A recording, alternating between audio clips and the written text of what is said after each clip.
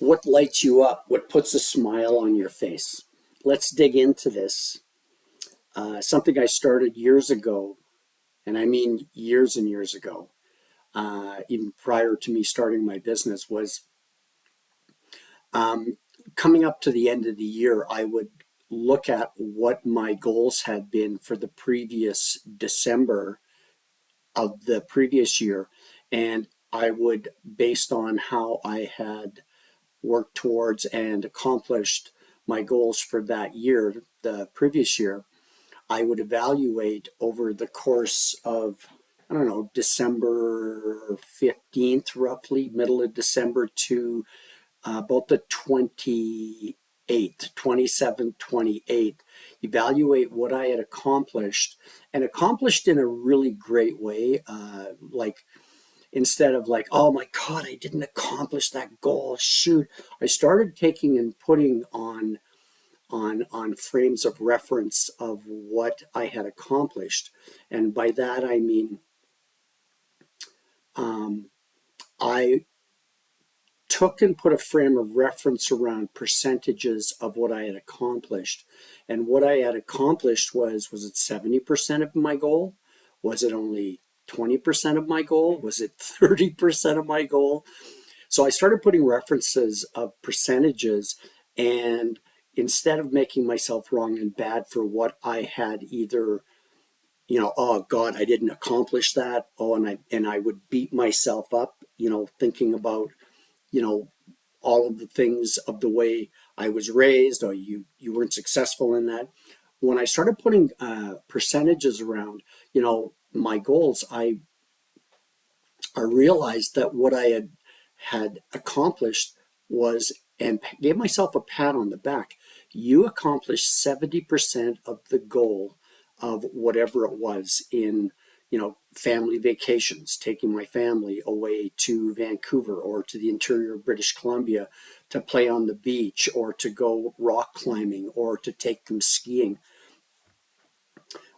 In business, it was, you know, that was a lot more, well, I guess not quantifiable, but like there are certain metrics of dollar figures, especially when I had started my business, where I would look at, okay, so these are the numbers I'm going to accomplish in this fiscal year for my business.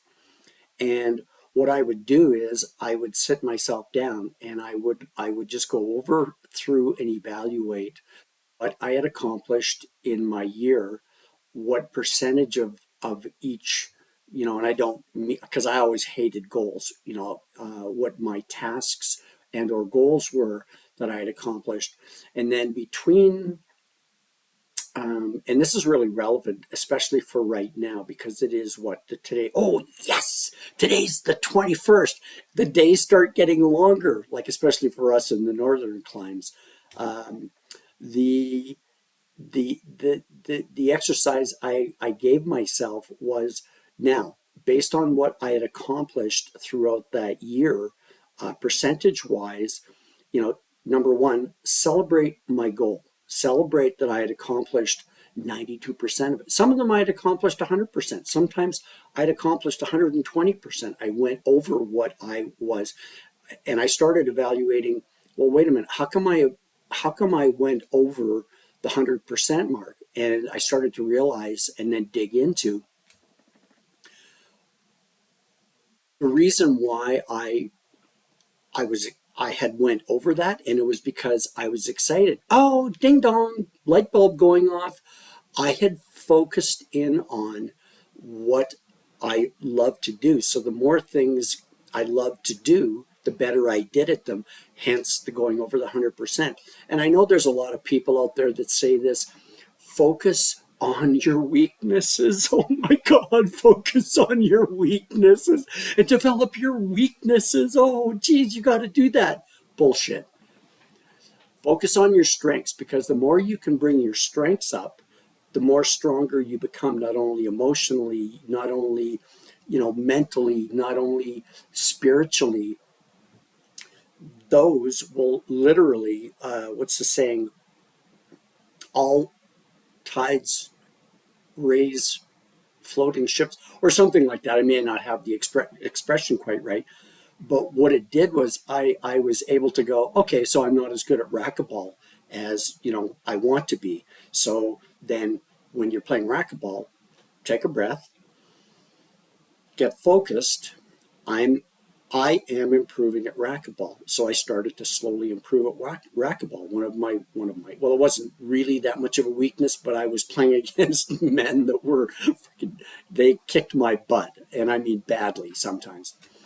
Anyways, getting back to the point is I would lay out what I'd accomplished in percentages, and then based on those parameters, what I would do is between about the 20th to the 28th, 27th to the 28th, I would look at, well, number one, which of the goals and or tasks do I want to take and bring forward to completion in the next year? Or number two, do I even want to take and bring those tasks forward? Or are there other more important things that I'm out to work on, accomplish, and succeed at? Now, I remember my youngest son coming into my home office. I think he was not 7 or 8 at the time, maybe 9. And I was sitting there, it was a December 22nd. I'm working away, just kind of wrapping up. I had one last email to send, and I was just wrapping up. And he came in and he's looking at me, and I stopped what I was doing and I picked him up and I put him on my lap. And I'm like, yeah, how's it going?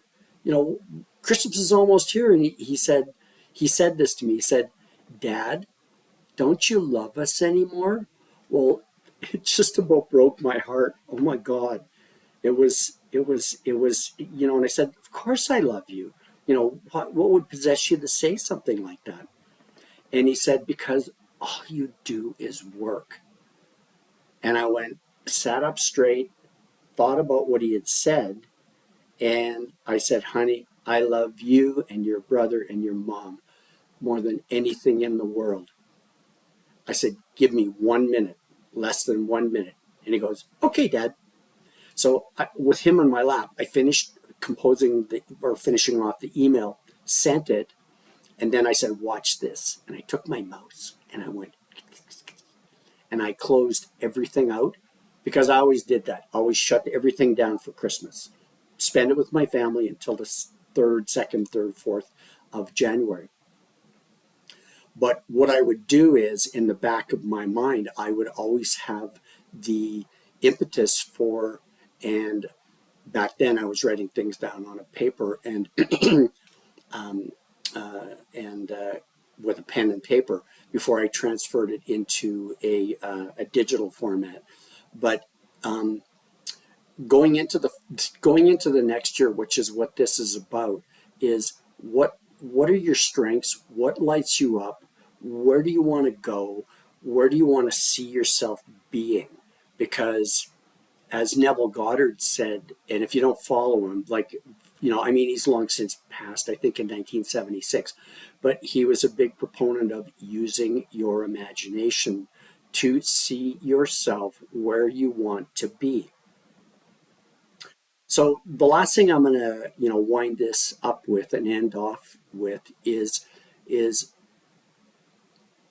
through meditation, one of the biggest things that I've always known is about grounding myself.